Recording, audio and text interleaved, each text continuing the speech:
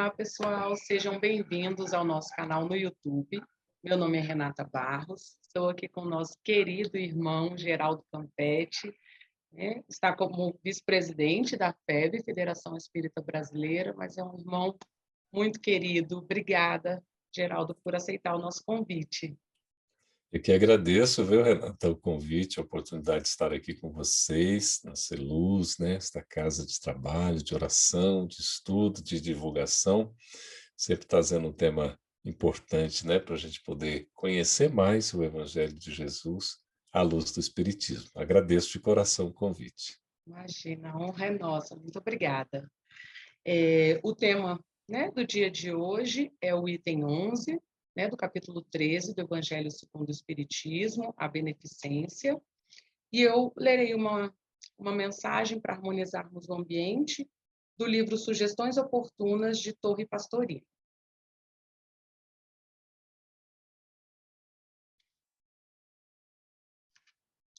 Esqueça o ontem. Desenterrar os mortos do passado não traz vantagem nenhuma ao presente. Por que olhar para trás quando estamos caminhando para frente?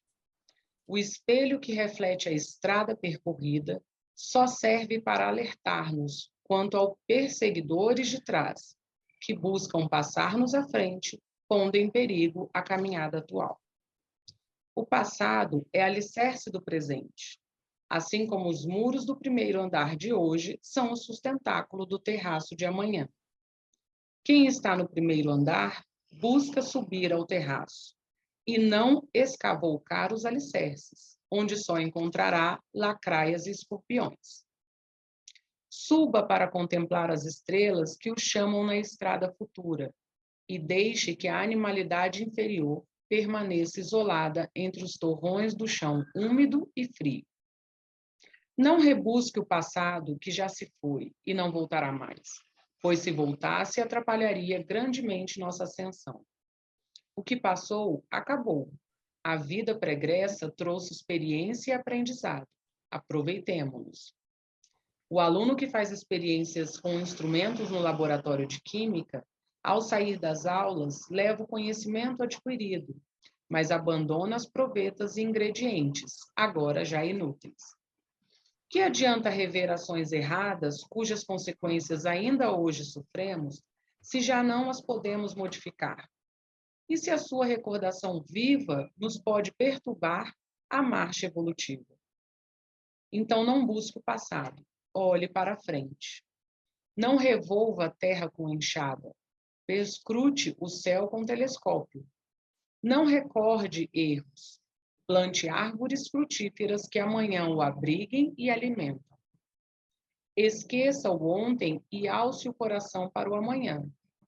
Quando o hoje despontou na aurora de novo dia, o ontem estava terminado.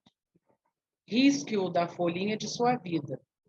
Prepare suas lições para o exame de amanhã, porque no de ontem fomos aprovados com notas muito baixas. Levante-se e caminhe para cima e para frente, deixando que os mortos em espírito enterrem seus mortos. Mateus capítulo 8, versículo 22. Que Jesus nos acompanhe no dia de hoje, que as palavras do nosso querido irmão alcancem os nossos corações, que possamos aprender a lição do dia de hoje e que possamos fazer dos nossos corações morada do ensinamento de Jesus. Que assim seja. A palavra é toda sua, Geraldo. Obrigado, Renata, uma vez mais pelo convite. Os nossos cumprimentos aos queridos amigos e irmãos que estão nos acompanhando. É sempre uma satisfação a gente poder conversar sobre o Evangelho segundo o Espiritismo. Tantas luzes, tantos esclarecimentos, tantos consolos, né, para tocar o nosso coração, a nossa mente e nos edificar. E o Evangelho segundo o Espiritismo não é o Evangelho dos Espíritas, nem é o Evangelho de Allan Kardec, mas é o próprio Evangelho de Jesus, à luz do Espiritismo. Por isso que Kardec, na sua genialidade de codificador, Ele logo no primeiro item da introdução, ele destaca que os evangelhos podem se dividir em 5 partes, não é isso? Os atos comuns da vida do Cristo, questão dos milagres, das predições, das palavras que a igreja tomou para fundamentar os seus dogmas e o ensino moral. E Kardec, inteligentemente, ele fica todo fundamentado, todo baseado no ensino moral, para não haver discussão, não haver polêmica, entendendo-se que o ensino moral é a linguagem que todos nós podemos empregar através do verbo amar e do substantivo amor. Por isso que é fundamental o evangelho que vai falar primeiramente ao nosso coração. E o evangelho é uma obra monumental, compilada por Allan Kardec, trazendo, geralmente nos seus capítulos, que são 28 ao total, uma primeira parte em que Kardec explica trechos do Evangelho, né? Ele traz a transcrição, alguns eles faz comentário, e geralmente na segunda parte de cada capítulo, não é em todos que aparece, não são em todos, mas na sua grande maioria, as chamadas instruções dos Espíritos. Essas instruções, Renato e amigos que estão nos acompanhando, são exatamente aquele milheiro de mensagens que Kardec recebeu, de mais de 1000 fontes de centros espíritas espalhados mundo afora. Ele faz uma seleção de 10%, em torno de uma centena, e estas mensagens vão então constituir geralmente a segunda parte de cada um dos capítulos do Evangelho segundo o Espiritismo. E aqui nós temos já nas instruções dos Espíritos desse capítulo 13, conforme anunciado, que tem o título Não saiba a vossa mão esquerda o que dá a vossa mão direita. E são inúmeras as mensagens de diversos amigos espirituais aqui das chamadas instruções dos espíritos. Então nós temos o item 11, que vai iniciar a beneficência. Então veja, quando a gente reflete, né, não saiba a vossa mão esquerda o que dá a vossa mão direita, a gente já vê uma simbologia colocada aqui pelo Cristo, no sentido de nós termos aquele desapego, aquele desprendimento, o desinteresse, né, no sentido de não ficar esperando nenhuma recompensa. Tudo que a gente possa fazer em benefício do semelhante, que seja feito com amor, com renúncia, com devotamento. E que a gente não espere troca alguma, não esperar receber qualquer coisa que seja. Até mesmo, Renata, um elogio, por exemplo, né? Que a gente às vezes faz alguma coisa e tal, a pessoa vem e Sim. elogia. Então, a gente nem ficar esperando nem nada que possa transparecer qualquer pagamento, porque o bem ele deve ser feito assim de maneira espontânea, voluntária e pelo próprio bem. A gente aprende, né, lá desde a música da infância, da evangelização com a tia Vilma, né? Fazer o bem é bom, quanta alegria nos traz. Quem faz o bem é feliz. Quem faz o bem vive em paz.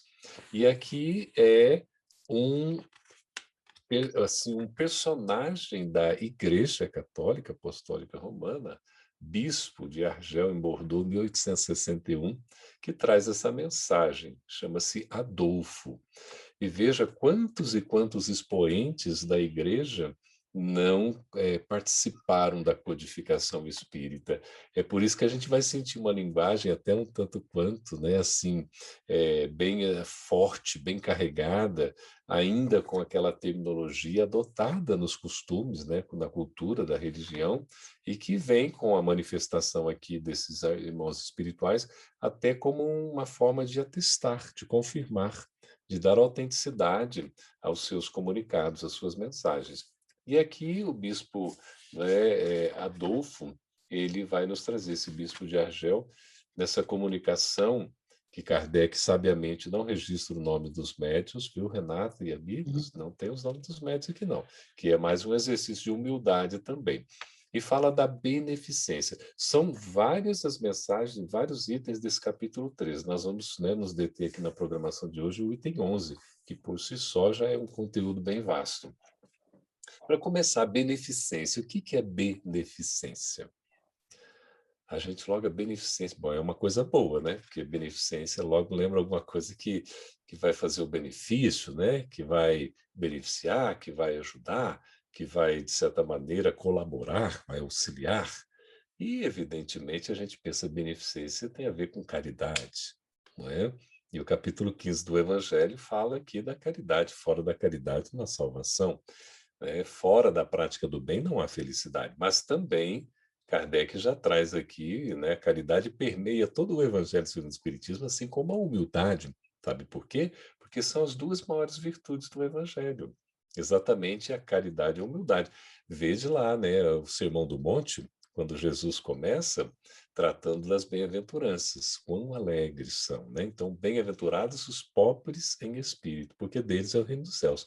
Começa com essa característica fundamental, que é a humildade, sem a qual a gente não pode adquirir as outras.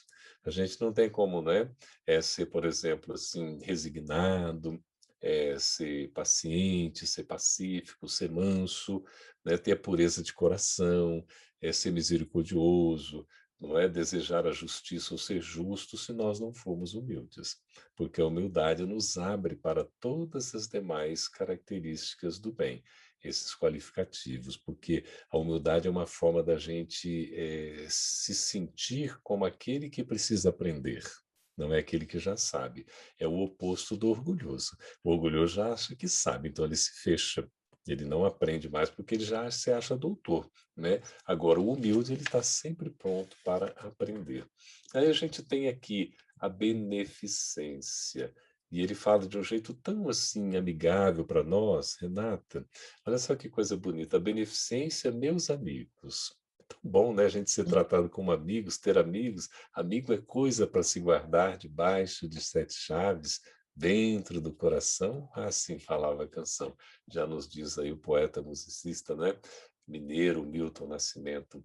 Então, a beneficência, meus amigos, vos dará nesse mundo os mais puros e suaves prazeres. Não é tão bonito, puro e suave prazer. A beneficência faz isso conosco, né? É a beneficência, não é isso? Não é beneficência, não. A gente fala assim, mas é beneficência, não é isso? As alegrias do coração. Então, fazer o bem ao próximo nos traz alegria ao coração, que não são perturbados pelo remorso nem pela indiferença. Porque aquele que não faz o bem, ele vai, mais cedo ou mais tarde, ele vai ser, digamos assim, pego pelo remorso. Né? Vai se ocupar ou se preocupar porque não aproveitou bem, não fez o que deveria ter feito, provavelmente foi indiferente diante do sofrimento alheio. Né? Por isso, é muito importante a gente ter essa alegria do coração quando o bem que a gente faz ao próximo, estender as mãos, ajudá-lo do jeito que for possível, né? Dentro das nossas condições. Aí ele diz: ó, se pudesseis compreender tudo que encerra de grande e de agradável a generosidade das almas belas. Ser generoso. As almas belas, aquelas almas que vão se purificando, elas são generosas, porque veem a necessidade do outro. Esse sentimento que faz a criatura olhar as outras como olha a si mesma. Olha aqui a chamada empatia. Empatia é quando a gente se aproxima tanto dos outros, viu, meus amigos, que a gente começa a sentir como o outro sente. A gente começa a enxergar como ele enxerga, começa a reconhecer as suas necessidades, compreender a condição pela qual ele se manifesta. E a grande vantagem aí, Renata, sabe qual é? É que a gente não vai mais julgar. Nós não vamos ter preconceitos e muito menos condenar a qualquer um desses nossos irmãos. Sabe por quê? Porque a gente vai entender a situação e a condição de cada um deles. Por isso que a caridade, né, segundo Paulo, ela é desprendida, desapegada. Ela não tem qualquer interesse e ela não é aquela que julga, que é arbitrária, mas é aquela que está sempre predisposta a amparar, a auxiliar incondicionalmente. Então veja aqui que é tão bonito que ele fala, né? Esse sentimento que faz a criatura olhar as outras como olha a si mesma. A pandemia agora está dando uma grande lição para nós da alteridade. O outro existe. O outro existe, ele é nosso irmão. Ele é o nosso semelhante. E ele tem direitos, direitos como nós temos, e direitos que precisam ser respeitados. Por isso, esse contato importante com o próximo, reconhecendo a sua condição de irmão. Então, aqui vai se despindo, né, jubilosa, feliz, para cobrir o seu irmão. Olha que coisa linda, né? A gente tira de nós mesmos para cobrir o outro, para dar assistência ao outro, para ver a necessidade do outro. Pudesseis, meus amigos, ter por única ocupação tornar felizes os outros. Olha, se a nossa ocupação única na vida inteira, na existência toda, fosse fazer os outros felizes, a gente realmente ganharia encarnação, não é? Quais as festas mundanas que poderíeis comparar a essas festas alegres, quando, como representantes da divindade, levais a alegria a essas pobres famílias, que da vida apenas conhecem ou conheceram as vicissitudes, as amarguras, quando vedes nelas os semblantes macerados, não é? Irradiarem subitamente de esperança. Olha que bom. Quando você ajuda o necessitado, parece que os olhos brilham, né? Ele se sente amparado, assistido, adquire aquela força para poder prosseguir. Porque não tendo pão, olha, nem a necessidade básica, Renato e amigos, muitas pessoas morrem de fome, de frio nesses tempos, né, que a gente tem um pouco de inverno em vários estados do nosso Brasil, mundo afora. Então é impressionante, né, as pessoas não terem o que comer, não terem onde se abrigar, não terem o que vestir, né? É muito difícil a situação, por isso que a gente tem que auxiliar, né? Esses infelizes ouviam seus filhinhos ignorando que viver é sofrer, gritando repetidamente a chorar estas palavras, a se enterrarem nos corações maternos como agudo punhal. Estou com fome. Oh, meus amigos, como é difícil, né? Hoje a gente tem os nossos filhos, nossos netos, aqueles que estão próximos de nós, de certa maneira, todos assistidos, abrigados, amparados, né? Dentro do que é possível, não nos faltando nada. Então, a gente, né, às vezes passa por dificuldades, por problemas, mas ele vai dizer aqui nessa mensagem mesmo para a gente olhar a situação dos outros. A situação dos outros, às vezes, é muito mais complexa, mais difícil do que a nossa. Então, não nos cabe reclamar nunca. Cabe-nos, sim, agradecer a providência divina e, além disso, nós estendermos as mãos para ajudar aqueles que mais necessitam. Então, diante de nós, não deixar nunca ninguém passar fome, não passar qualquer tipo de necessidade. Se a gente puder fazer esse bem, vai fazer bem para nós mesmos, né? E ele diz assim, ó, compreendei como são deliciosas as impressões daquele que vê renascer a alegria, onde um momento antes só havia desespero, né? A pessoa está desesperada, está aflita, angustiada, e chega uma ajuda, ela se renova. Opa, graças a Deus. Nós temos aqui um alento, né? Nós podemos dar um suspiro, podemos aurir mais forças para seguir em frente. Assim faz a caridade, sem olhar a quem, né? Indistintamente, beneficiando a todos. E veja como é importante até essa caridade material. Sabe por quê, Renato e amigos queridos? Quando a gente fala em beneficência, o seu conceito se refere mais à caridade material, né? Aí a benevolência vai para a caridade moral e espiritual. Mas essa caridade material, ela é importantíssima. Às vezes a gente fica na dúvida, será que eu devo ajudar ou não? Ajuda logo, não fica na dúvida, não. Emmanuel diz que a caridade, quando calculada, chega atrasada. Bezerra de Menezes fala nesse mesmo sentido, né? Você ficar calculando, você vai se atrasar, né? Então ajude. Eu estou assim, como a gente saia com os carros e tudo, né? No parado assim num semáforo, de repente vem alguém pedir ajuda, a gente não sabia se ajuda. Se você tiver algum alimento, alguma coisa, doe para as pessoas. Se tiver um dinheirinho pequeno, doe também. Fala, o que que vai fazer? Eu me lembro, Renata, quando a gente ficou inferior, a época existia aquela nota de R$ 1 ainda. E aí eu fui visitar meu irmão, eu trabalhava no local que era até próximo dele, trabalhar no Banco do Brasil, né? Hoje ele está aposentado. E eu trabalhava no Tribunal Superior Eleitoral, numa parte central ali, que era próximo. Então, eu ia caminhando na hora do almoço para a gente conversar um pouco. E eu me lembro uma vez lá debaixo da marquise, né, do Banco do Brasil, e aí a gente estava conversando, e apareceu ali um senhor, nitidamente ele estava bêbado, sabe? Estava fora de si e tudo. E aí ele pediu um dinheiro e tudo. E à época existia nota de R$ 1. Eu tirei uma nota de R$ 1 e dei para ele. Ele olhou assim para mim e tal, e sorriu, assim, se aproximou e disse: "Você sabe o que eu vou fazer com esse dinheiro aqui e tudo, né?" Sorrindo. Ele não estava falando sozinho, né? Eu falei: "Ô, seu desgraçado, o que você vai fazer com esse dinheiro, o problema é seu. O importante é que eu fiz a minha parte." Eu falei isso para ele. Eu falei: "Nossa, imagina, longe estou da caridade, Renato e amigos queridos, Mas, assim, a gente às vezes fica nessa dúvida, tá? Ah, você está alimentando a mendicância profissional, aquela coisa toda. Claro, tem questões de Estado, sociais, existem. Mas se a gente pode ajudar, vamos fazer a nossa parte. É claro que se a caridade puder ser completa, melhor ainda. Não é só dar alguma coisa material, mas o que vai é o que a gente doa junto. Do objeto, da roupa, do vestimento, do alimento, de um recurso que seja material. As nossas vibrações, o nosso cuidado, o nosso olhar para a pessoa, o nosso interesse para com ela. Isso é que é a maior caridade que se faz. Então, compreender as obrigações que tendes para com os vossos irmãos, todos nós. Renata, a gente vive num regime de interdependência. Isso diz Emmanuel. Então, nós precisamos ajudar uns aos outros, porque se hoje nós temos condições de ajudar, amanhã pode ser que nós precisemos de ajuda. Então, né, por isso que ele fala que as nossas obrigações que a gente tem, né, uns para com os outros. Ide ao encontro do infortúnio. Ide em socorro, sobretudo das misérias ocultas, por serem as mais dolorosas. Ide, meus bem-amados, e recordai-vos dessas palavras do Senhor. Quando vestirdes a um destes pequeninos, lembrai-vos de que é a mim que o fazeis. Lembra? Tão bonito, não é? Aquela questão, tive fome, me deste de comer, né? Tive sede, me deste de beber, estive nu e me vestiste, estive preso e me visitastes. Quer dizer, quando é que fez isso? Quando a gente faz a qualquer um desses nossos irmãos, estamos fazendo ao Cristo, não é isso? E eu me recordo também de uma outra ocorrência, e eu narro isso devido à minha inferioridade espiritual, naturalmente, né?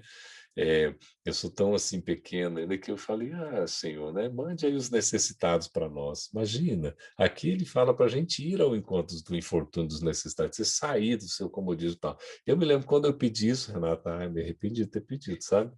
Porque na época a gente caminhando assim para lá e para cá e tal, né? Às vezes você estava passando, de repente uma pessoa lá distante, pessoa assim, mais a questão de uns 100 metros já começava a olhar assim, ele via se aproximando, de repente, caramba, tá tanta gente passando, ele vem diretamente em você. Mas assim, olha, parece que é uma coisa assim, espírita. Sabe aquele negócio, mas o toque é isso mesmo, é espiritual, porque foi, você pediu, agora tal. Então a gente tem sempre gente batendo a porta, né? Às vezes não bate nas portas dos vizinhos, todos vem bater na nossa porta.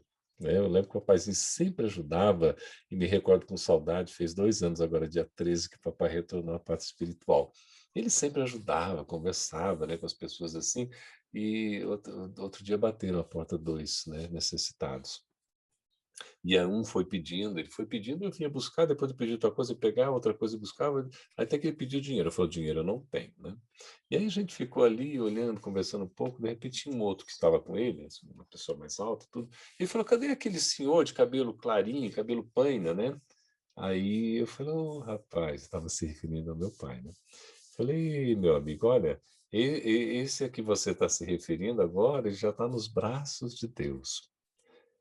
Renata e amigos, quando eu falei isso, a pessoa, sabe quando dá aquela cambaleada assim, fica, dá uma bambeada assim nas pernas, parece que vai cair. E aí marejaram seus olhos, eu percebi isso nele assim, falei, mas ele era o nosso amigo, ele fazia os exercícios lá naqueles aparelhos, é do jeitinho dele falando e tudo, né? Ele conversava com a gente, né? Ele era nosso amigo. Aí eu fiquei, nossa, a gente fica emocionado, né? Porque era essa abertura de conversar com o irmão como é um irmão nosso, só está numa condição social diferente. E até por isso a gente tem o dever, a obrigação de auxiliar, não é? Então, isso me marcou muito, porque é essa questão da caridade espontânea, que ele fala, caridade, sublime palavra que resume todas as virtudes. És tu que has de conduzir os povos à felicidade. Pois fora da caridade, na salvação, fora da prática do bem, não há felicidade. E a questão 843 do Livro dos Espíritos, Kardec pergunta, né? Qual é a mais meritória de todas as virtudes? A resposta que o Espírito da Verdade dá, assim, resumindo, é a virtude mais meritória, aquela que se assenta na mais desinteressada caridade. Então, é isso que é a virtude por excelência. Então, ao te praticarem, né, a caridade, eles criarão para si infinitos gozos no futuro. Olha a felicidade. E quando se acharem exilados na terra, tu serás a sua consolação. Né? O abrigo, a assistência, o consolo, o gozo antecipado das alegrias que fruirão mais tarde, quando se encontrarem reunidos no seio de Deus, não é? Ou do Deus de amor. Veja, todos nós retornamos a Deus, nós de Deus viemos e para Deus iremos de volta, mas temos uma trajetória que a gente tem que construir esse caminho e, evidentemente, auxiliando os nossos irmãos pelo benefício, por qualquer assistência que a gente possa prestar, nós vamos facilitar essa caminhada deles e a nossa também. Então, foste tu, virtude divinal, está falando da caridade, que me proporcionastes os únicos momentos de felicidade de que desfrutei na terra. Olha o bispo aqui colocando. Os únicos momentos que ele teve de felicidade aqui na terra foi quando ele fez o bem, quando ele praticou a caridade. Possam os meus irmãos encarnados crer na palavra do amigo que lhes fala. Ele se apresenta como um amigo. Isso é tão bonito. É a terceira vez que ele fala aqui de ser amigo, né, da amizade. Então, que a gente possa acreditar. E ele se refere aos amigos encarnados. Você vê, ele foi lá, né, um bispo, e já com o entendimento da encarnação, da reencarnação e tudo aqui exposto. É na caridade que deveis buscar a paz do coração. A questão 922, lá de O Livro dos Espíritos, né, Kardec pergunta que às vezes o que é felicidade para um é infelicidade para outro, né? Mas existe um ponto comum para a felicidade de todo mundo? E o Espírito da Verdade responde: no aspecto material, né, a felicidade comum para todo mundo é ter o necessário. Então, a gente materialmente, quando tem o necessário, já é feliz, não precisa mais. E no aspecto moral, é nós termos a consciência tranquila e a fé no futuro. Como é que a gente consegue ter a consciência tranquila? Cumprindo retamente os nossos deveres. E o cumprimento dos nossos deveres é como ele coloca aqui, ó. É na caridade que deveis buscar a paz do coração. Paz do coração, paz de consciência, pelo dever cumprido, pela prática do bem. O contentamento da alma, o remédio contra as aflições da vida. A caridade é uma questão de segurança. Renato e amigos queridos, o Evangelho coloca isso, questão de segurança. É a questão da caridade ser a alma do Espiritismo. Ele é o que proporciona o Espiritismo avançar assim, tocando os corações e as mentes, porque é o bem acima de tudo. Por isso que adota como bandeira. Então, já fechando as palavras aqui, ó, quando estiverdes a ponto de acusar a Deus, lançai um olhar para baixo de vós, vede quantas misérias aliviar, quantas pobres crianças sem família, quantos velhos sem qualquer mão amiga que os ampare e lhes feche os olhos quando a morte os reclame. Sempre haverá oportunidade da gente fazer algum bem. Quanto bem a fazer, ó, não vos queixeis. Ao contrário, agradecei a Deus e prodigalizai em profusão a vossa simpatia, o vosso amor, o vosso dinheiro, por todos os que, desherdados dos bens deste mundo, definham na dor e no isolamento. Colhereis na terra bens, doces, alegrias, e mais tarde só Deus o sabe. Então, Adolfo encerra assim essa mensagem, trazendo para nós a lição da beneficência, como é importante a gente praticar a caridade, mesmo que seja caridade material em benefício do nosso semelhante, mas sempre com o intuito de levar o melhor para ele, do que ele necessita, sempre atendendo à sua demanda no sentido mais profundo. Às vezes, isso é com um simples olhar, Renata, sabe? Um estar ao lado. Chico, quando ele não podia consolar com palavras, as pessoas estavam em aflição, chorando, ele sentava ao lado e chorava junto, não é? Então, a simples presença, a companhia, quantas vidas não podem ser salvas só da gente perguntar o que eu posso fazer por você, não é? Essa valorização da vida, tudo é importante a gente olhar para o outro, enxergar o outro, buscar essa bandeira da caridade, que é o amor em ação. E isso é o fundamento de toda a nossa felicidade. Quando nós usarmos da nossa inteligência emocional e espiritual, a gente vai ver que é muito melhor a gente fazer o bem. Porque quando a gente faz o bem, a gente se dá bem. Quando a gente faz o mal, a gente vai se dar bem só lá na frente, quando aprender a passar pela experiência, não é? Muitas vezes da dor, do sofrimento. Então, se a gente já sente isso, nós podemos fazer essa trajetória. Só para encerrar, gostaria de citar Bezerra de Menezes. O Evangelho coloca, trazendo do Eclesiastes, não é? Do Antigo Testamento, de uma maneira um pouco livre, que a felicidade não é deste mundo. Jesus reforça.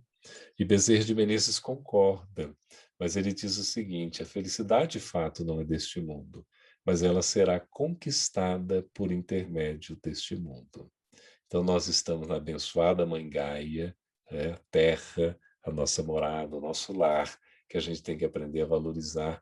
E aqueles que constituem a sua humanidade são todos nossos irmãos, porque somos filhos do mesmo Pai e assim constituímos uma só família. Por isso, quanto mais ajudarmos, melhor para nós mesmos e mais felizes nós ficaremos. Que Jesus nos abençoe os nossos esforços no bem. Assim seja. Maravilha, Geraldo. Maravilhosa a sua explanação. É tão importante, né, a gente olhar para o outro, né, para essa caridade com os olhos do coração. Né? Pode ser que em algum momento não tenhamos algo material para dar, mas que seja atenção, né, uma palavra amiga, uma palavra de conforto, né, e ter empatia para com os nossos irmãos de caminhada, né? Então, Verdade. e o pouquinho, né? A notinha de R$ 1, seja uma moedinha, né? Uns 25 centavos, que inteirando com outros 25, ele vai conseguir, né? Seja um prato de comida, né? Um copo de água. Então, que possamos ajudar os nossos irmãos, que todos nós seremos ajudados, né? Na nossa caminhada evolutiva. Isso mesmo. É Maravilhoso uma esse bênção. lembrete. A oportunidade de fazer o bem é uma dádiva, né? Uma Uhum, bênção que Deus nos concede. E a gente tem que aproveitar, né? Nós temos condições de fazer isso, temos os recursos. Então não há por que adiar. uhum. Aliás, porque isso nos traz esse benefício ao coração. A gente se sente jubiloso, se sente alegre, exultai-vos, né? Grande é o vosso galardão nos céus. Então nós temos que fazer, né, esse Uhum. bem desinteressadamente, o resultado é consequência. E aí a gente até diz assim, né? Nós plantamos, mas a semente não é nossa. Uhum. A gente cultiva, mas o fruto também não é Também nosso, não é nosso. né? A colheita não nos pertence. A colheita é divina. Então nós temos que fazer a nossa parte e reconhecer que Deus vai fazendo a parte dele com certeza. E nesse bem é fundamental olhar para o próximo, né? Hum, Com olhos de ver. uhum. Ele como um irmão que precisa de ajuda, que tem as suas necessidades e que também, a depender da situação, ele pode nos ajudar. A evolução é assim. O tempo todo a gente está ajudando e sendo ajudado. Ninguém é tão pequeno que não possa ajudar alguém e nem tão grande que não precise também de algum tipo de ajuda. Aí é a sabedoria da evolução, né, Renata? É uma via de mão dupla, né? É como o senhor né, que falou sobre o seu pai.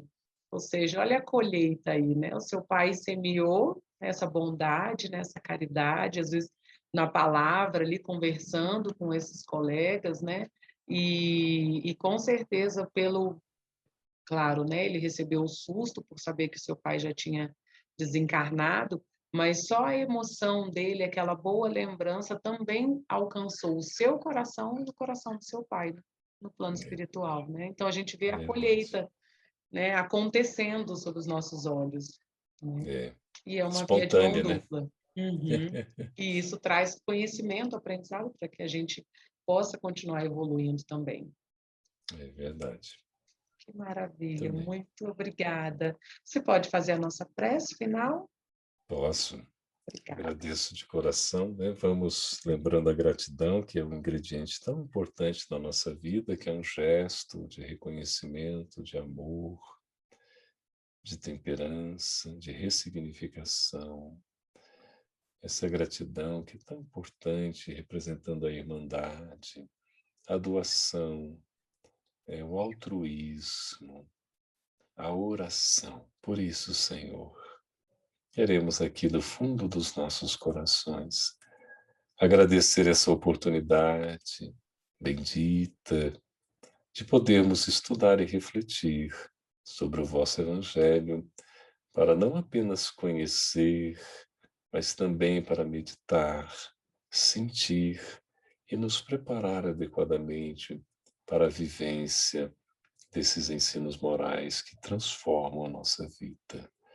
Muito obrigado, Deus, nosso Pai de amor e bondade, pela vida e pela imortalidade. Obrigado, Jesus, pelo planeta Terra, que é o nosso lar, e pelo seu Evangelho, que é o roteiro de nossas vidas. Obrigado, Allan Kardec, pelo Espiritismo, que é a luz que nos permite seguir com segurança esse roteiro de nossas vidas, que é o Evangelho de Jesus.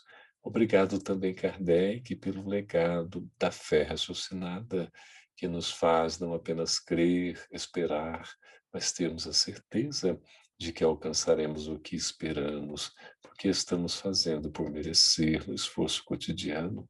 Obrigado, Ismael, pelo Brasil, a nossa pátria, pela Federação Espírita Brasileira e todas as casas que trabalham no bem, Senhor, na divulgação da vossa mensagem. Obrigado, amigos espirituais que nos orientam e nos assistem e continuam compassivamente junto de nós. Obrigado aos nossos papaizinhos queridos pelo ensejo da reencarnação e de estarmos aqui hoje para poder dizer do fundo do nosso coração: muito obrigado.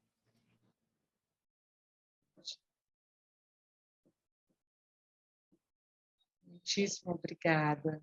Que Jesus, né, o abençoe nessa caminhada, nos abençoe nesse momento, né, que possamos levar essas palavras, né, que tocam o nosso coração em nossa caminhada.